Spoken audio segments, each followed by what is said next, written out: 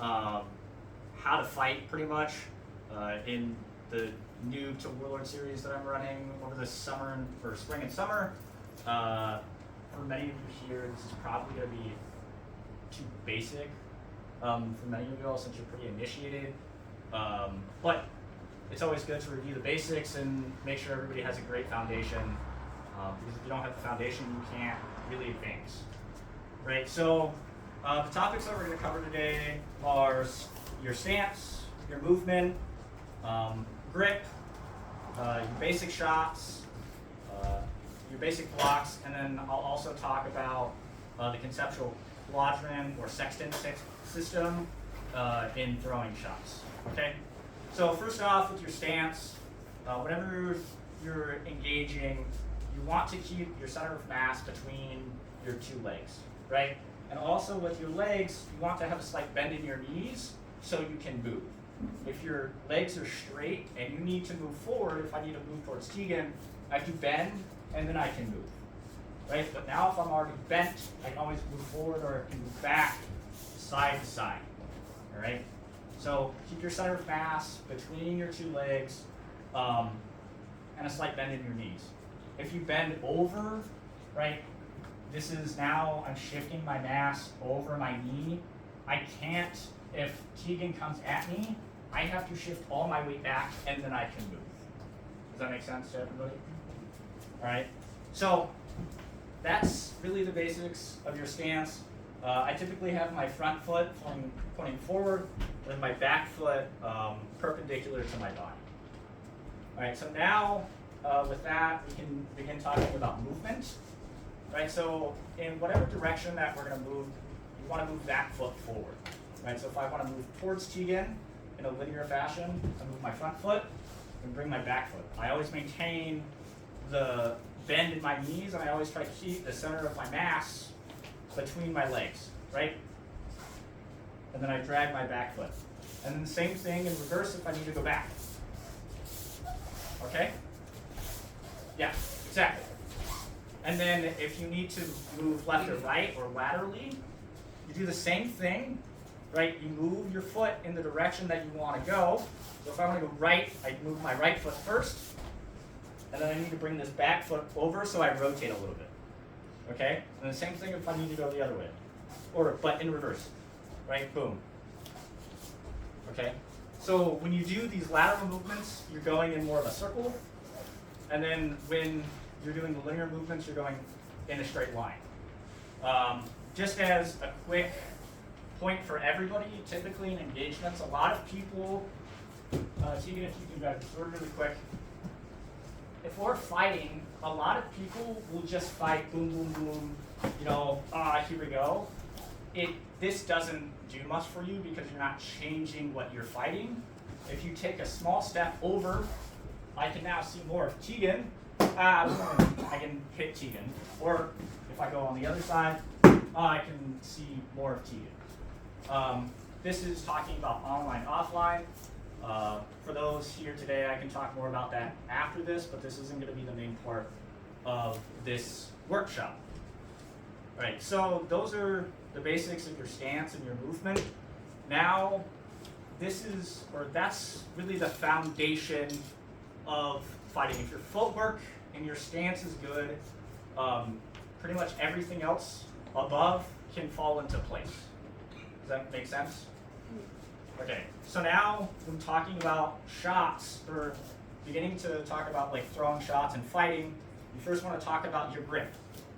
So a lot of people, when you start out, you pick up a sword. A lot of people grab their grip or their sword like this. This is a hammer grip. I don't recommend this because one, if somebody throws a shot, right, Tegan, if you throw and you hit my thumb, you can like break your thumb this way. So I don't recommend doing that. And also if you go like this, you can see the sword, or you can feel the sword wobble in your hand. You don't have really good control of your sword that way. Additionally, you can put your thumb up. This is a saber grip. So it's going straight down your hand. For those of you, this is a saber grip. This provides you more security on your sword. Wherever your thumb is pointing, that's where the tip of your sword is going to point. This is better than the hammer grip, but in Amtgard we typically do a modified saber grip, where the sword goes across your hand, and you wrap your hand around, and then you have your thumb pointing forward, right? So this is a little bit more comfortable. For the sword fighting style that we do, it allows a little bit more control and a little bit more length as well. Additionally, in talking about sword grip, a lot of fighters you'll see will hold their sword at the very end of their sword. So when we do this, this allows us to have the maximum amount of reach. Right, I can hit Tegan from the farthest away, and this gives me the most offense. But alternatively, if you're a more defensive fighter, you can choke up. This obviously loses length in your ability to contact your opponent, but you now have this additional section at the bottom to provide blocks. So, Tegan, if you can come a little bit over, I'm using you. So if Tegan is going to hit my hip and I need to block it, I would have to move my hand down to the guard or below my guard and block the shot. But if I have this more defensive grip, I really don't even have to move my hand. The bottom or like pommel section of my sword is pretty much already covering and protecting my hip. Typically, most fighters are always going to use the full length of their sword, because a lot of fighters in Amtgard are fighting, they don't want to get close to you. Most people will find that as they fight. It's only when you get into A range, or in other words, you're really close to somebody, that you choke up, and this is where you don't need that added length, and your distance, or you don't need the added length, and you now have more protection from this inactive part of your sword. Okay? No, don't do that. Okay, so that's the basics of how to hold your sword. Now talking about chops, or your shots. I'm going to move a little bit closer for this. Tegan, if you wouldn't mind. So really, I would say there's kind of like 4 families of shots that we can use in sword fighting. You have your basic chops. So, I should talk about guard first. Okay. So first, talking about guard, you want your sword bent or across from you.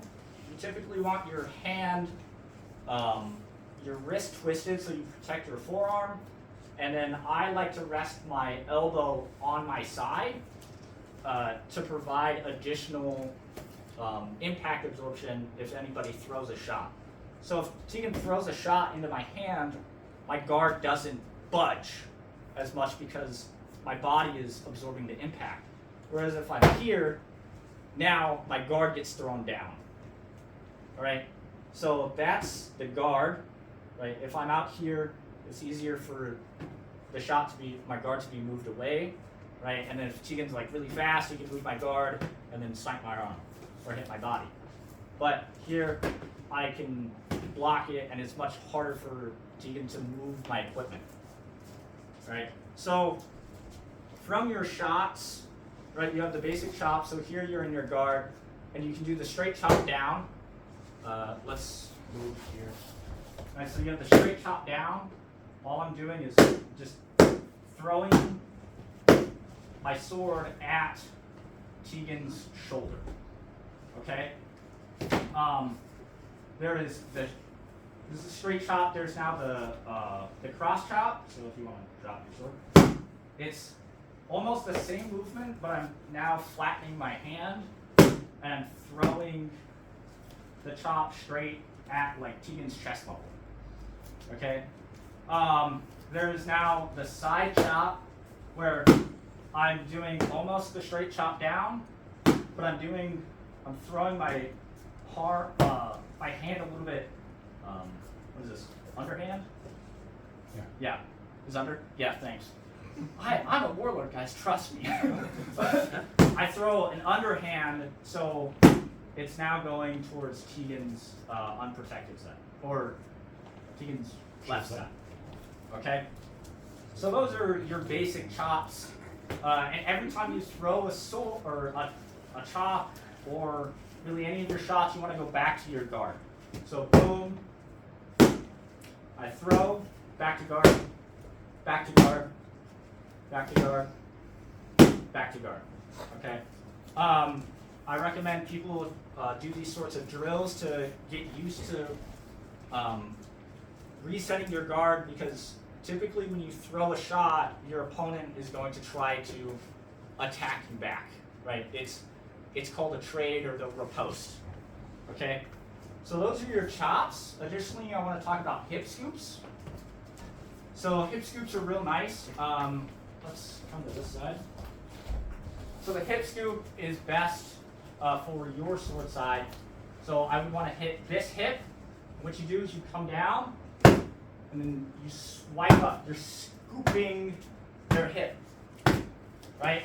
It's the same thing on the other side, but instead I come down and I pull my hand up, right? So come down, over, up. I'm scooping the hip. Hip scoop. Okay? There's also the infamous high cross. I'm sure everybody knows here knows how to throw a high cross, right?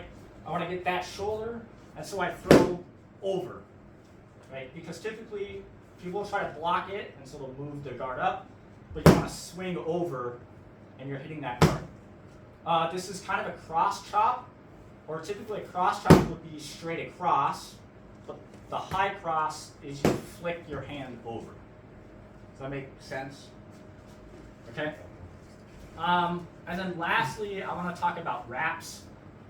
These are a little bit more complicated of shots, and you can hurt your wrists if you do these incorrectly. So with the wrap, many of you may have seen me do this, where I'm doing this whole like circular sort of motion. And so what I'm doing is I'll pull the sword back, I'll bend, extend, and then flick my elbow down. I'm not moving my wrist at all. If you move your wrist, this is how you can hurt yourself. Don't move your wrist. It's all in the shoulder and in the elbow, right? So in, extend, and then I'm just rotating and flicking my arm down, right? Boom. All right? So that's that wrap, and then you can also do an outside wrap. So let's switch. Thank you, Tegan, by the way. Yeah.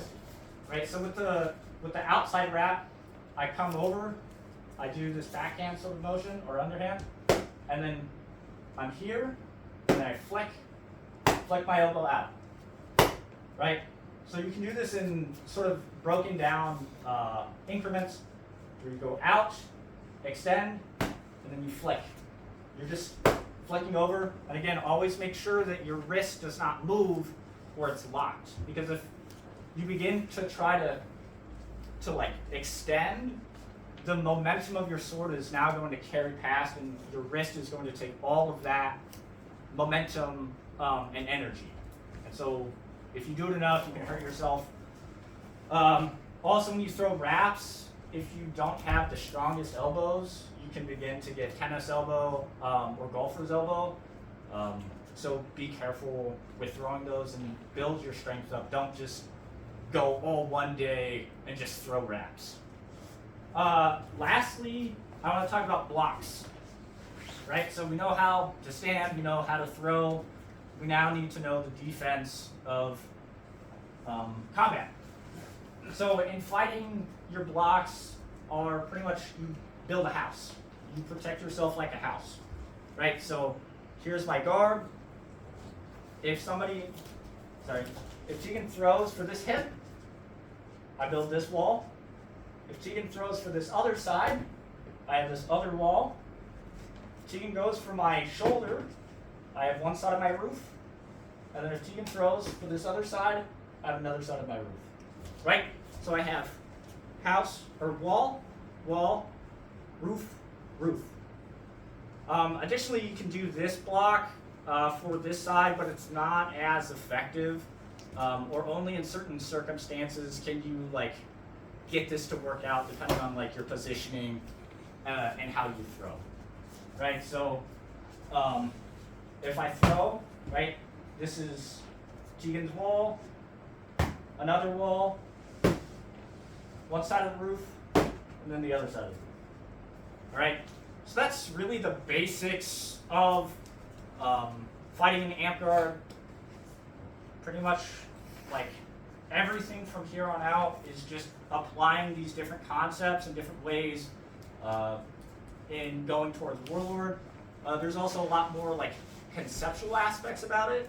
But if you want to practice these aspects and get better and really build a strong foundation, obviously practice, but I think drills are really important for this sort of level, right? So if you want to practice your footwork and the basic movements, do like a 5 forward and a 5 back linear drill, right? So 1, 2, 3, 1, 2, 3. I know I said 5, but I only have space for 3, right? So you do that back and forward, 10 times, 20 times, whatever, and then you do the rotation in the same way, right? Practice, and you do the reverse, and you just do that. I think movement is really, really important in this game. One thing that I realized I didn't say is if you do the flip in when you're moving, so if I want to move right and I don't move my right foot first, if I instead move my left foot, I cross, and now I'm really unstable, right? So you never want to cross your feet because then you can fall over, you put yourself in a bad position, you lose your footing, you can't riposte or you can't return anything, and that puts you in a perfect place for you to lose. In terms of drilling the shots, get a buddy. Gina's a great buddy to hit. Or if you have like a Pell or one of these like dummies at your home, just practice the basic chops, the wraps, the hip scoops, high crosses, whatever. Also, then once you have those basic one shots, begin building combos. So doing, 1, 2. So this is the last part. In talking about fighting, you can break the body down into quadrants or sextants, right? So if you have a quadrant, right, just split in half, or these 4 different parts. I like to use sextants, so 6 sections. So split 1, 2, 3, 4, 5, 6. And so what I will do in terms of, or what I used to do, I don't do this as much anymore, is I would do this drill where you go all the way around. And so you do 2 shots each time. So 1, 2, right? 1, 2, always go back to guard. 1, 2, 1, 2, 1, 2, 1, 2, 1, 2. And you get the point. And so you go all the way around, right? Once you complete, you then go 1, 2, 1, 2, so on and so forth. You go all the way around. If you mess up, you start all the way over. And then the point of the game drill is to get all the way through all 6 sections without messing up. It's gonna burn your forearm and it's gonna be great. But that helps you build the muscle memory as well as understanding or really getting used to basic combos. So that is really all I have. And after this, I'm happy to take any questions with everybody. But thanks for your time and attention, and I look forward to seeing everybody in the next episode. Thanks. Yeah.